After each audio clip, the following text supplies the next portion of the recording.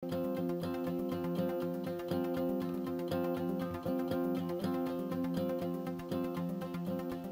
kabila umano ng unfollow serye ng isang personalidad, hindi raw i-unfollow ni OG Diaz sina Catherine Bernardo, Daniel Padilla at Andrea Brillantes kahit na hindi raw siya pinafollow ng mga ito. Nakakatins rin daw ngayon lalo't nababalita raw kapag in-unfollow ang isang tao.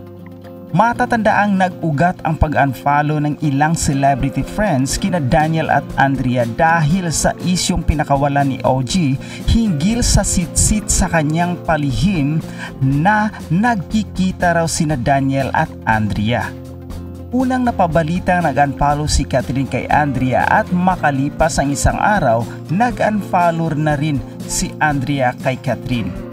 Samantala, kinaaaliwan naman ng mga netizen ang post ng Facebook page na Freak and Jerk tungkol kina kapamilya star Andrea Brillantes, Daniel Padilla at Catherine Bernardo. Sa post ng nasabing Facebook page kamakailan, makikita ang kuhang larawan ng isang eksena mula sa teleseryeng Pangako Sa'yo kung saan bumida sina Daniel, Andrea at Catherine. Sa comment section, makikita naman ang kuhang larawan ng sumunod na eksena ng nasabing teleserye kung saan sinabi ng karakter ni Catherine na niririgla lang umano ang karakter ni Andrea. Umani tuloy ng samot-saring reaksyon mula sa mga netizen ang nasabing post. Kung pagbabasihan ang mga nakuhang reaksyon ng post, tila nakakabawas naman ang tensyon ng Katniel fans ang nasabing post sa gitna ng alingas-ngas na hiwalay na umano ang dalawa dahil sa palihim ng pagkikita umano ni Daniel at Andrea. Bukod dito, binalikan naman ng mga netizen ang isa pang eksena ni Daniel at Andrea sa PSY na binahagi sa Facebook page ng Jeepney TV. Samantala, tila malapit na umanong lumabas ang katotohanan tungkol sa kumakalat na issue na kinasasangkutan ni kapamilya star Daniel Padilla, Catherine Bernardo at Andrea Brillantes. Sa latest episode na Christopher Me nitong Miyerkules, hindi naiwasang itanong ni showbiz columnist Christopher Me tungkol sa ginawang pagkuyog ng Katniel fans kay OG Diaz kamakailan. Matatandaan kasing nagtrending si OG at tinawag pang fake news peddler matapos niyang ibalita ang tungkol sa palihim na pagkikita umano ni Daniel at Andrea. Pero sa ngayon tila wala pa talagang balak magsalita sina Catherine, Daniel at Andrea tungkol dito. Bagamat tila unti-unting lumilinaw ang mga sagot sa maraming tanong dahil sa serye ng pag-unfollow ng mga sangkot na artista sa kani-kanilang social media account. Naguguluhan sila ngayon. Ano kaya ang ibig sabihin ng oras na lang ang bibilangin at ang talagang pampublikong bendikasyon ni OG Diaz ay nako, malapit nang dumating. Wala po kaming sinasabi ni Romel Chica na mamaya na, mamayang gabi, bukas, makalawa. Basta, napakaganda po ito para kay OG Diaz. Sa totoo lang. Diba? Sinasabi, anytime. Naku, ito na talagang inaantay natin siguro pagdating ng araw na ito, ang oras na ito, matatapos na ang kwentuhan o madadagdagan pa ang kwentuhan. Ano ba yan? Madudugtungan pa ba? At ito yung sinabi natin kahapon. Ang sabi ko, kung pinag-trending nila yung fake news peddler, kapag kaya meron silang narinig na pasabog, sasabihin din kaya nila ang we're sorry OG Diaz or I'm sorry OG Diaz. Hindi ka naman pala fake news peddler. Mag-trending din kaya yon? No. Abangan natin, Nay, kung anong mga hakbang ang mga susunod na magaganap. Diba? Ang maganda doon, si OG nanindigan. Diba? Hindi niya inurungan ng laban. Kahit na sandamakmak ang mga nambabash kanya, kaliwa, kanan, harap, likod, talagang grabe ang mga pinakain salita sa kanya. Meron pang ang pinakakain daw ni OJ sa kanyang pamilya ay mga kwentong kabulaanan, yung mga hindi totoo. Hoy, naku naman, sobra. Papaano yan? Nag-birthday nga si Carla Estrada, di ba, hindi binati ni Catherine at ng kanyang pamilya. Alam mo ba yun, Romel? Kahapon, birthday ni Carla. Birthday ni Queen. Queen Mother. Pero hindi siya binate ng kanyang dapat ay sinasabing mamanugangin. Kahit si Mami Min, hindi rin siya binate. Yun ba? Yun ba ang sinasabi nila na, ay nako, basta oras na lamang po ang inyong bibilangin at pipitada na po ang sirena ng bayan. Di ba naman? Oo, totoo yan. Talaga, mga oras na yan. Diyos ko. Teka lang, handa ba tayo? Wait. Eto, sabi ni Juris Dr. Channel, Katniel supporters, sumuko na kayo dahil napapaligiran namin kayo. Char, kay tatapang. And nakikipagpatayan pa kayo na idepensa ang mga iniidolo nyo. Mga idol nyo ba? Matapang. Ang mga idolo nyo ba?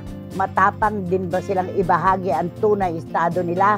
Nang sa gayon, hindi na kayo mag-alala pa. O ano na, bilisan ang pagsagot. May nakaabang na taxi. Sabi alam mo si Juris, grabe talaga.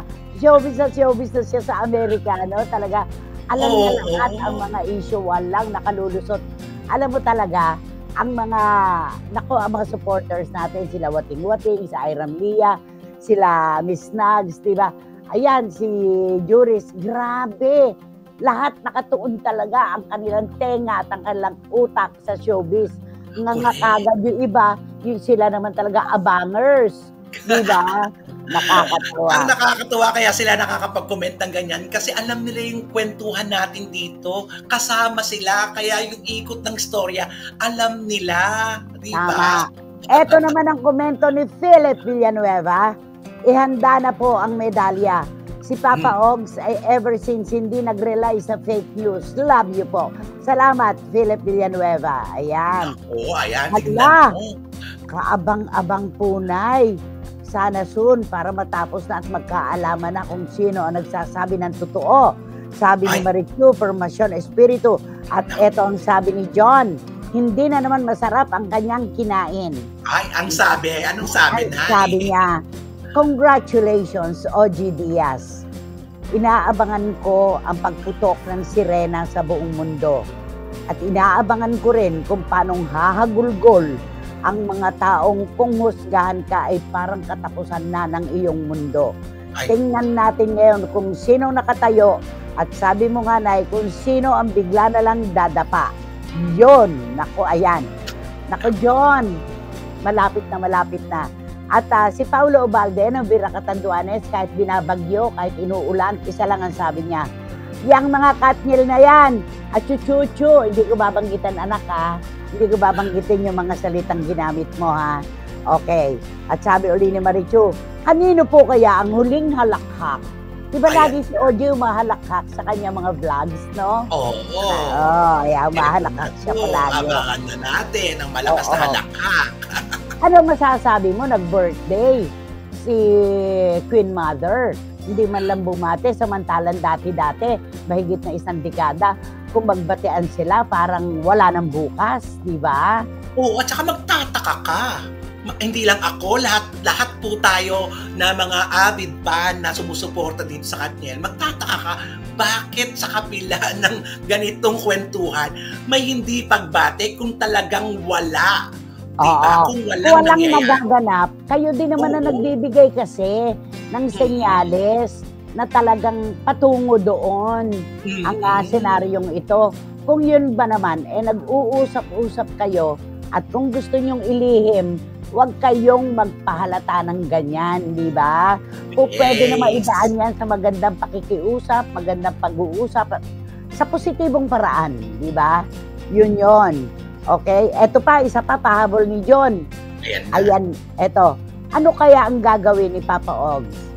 Yung kaya mga ipinakaing salita sa kanya ng Katniel, ibalik kaya niya sa pagmumukha ng mga taong yan, akala mo kung sino makapanghusga. Eto na ang sinasabi niyo, hindi kami makakain, hindi kami makatulog, hindi na talaga tulad ng dati ang buhay namin. Sisihin niyo ang mga lelong niyong panot at ang mga idolo niyo na hindi nagmamalasakit sa inyo. Ayan na nga ba sabi ko na, babalik talaga yung mga ganitong salita talaga. Ayan, basta abang-abangers lang po tayo. oras na po ang ating bibilangin. Oras na lang po talaga.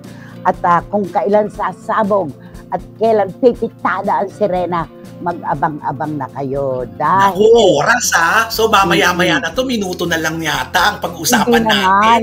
Hindi naman, Romel. Sabi ko nga, wala nga tayong sinasabi. Kung ngayon, maya-maya, bukas ng umaga, madaling araw, hapon o gabi. Basta may darating. May dadating na revelasyon, sa totoo lang. Nay, may insomnia at walang pambili ng pagkain ng mga Katniel, kaya ganyan sila. O, di ba? Nakakaloka, ha?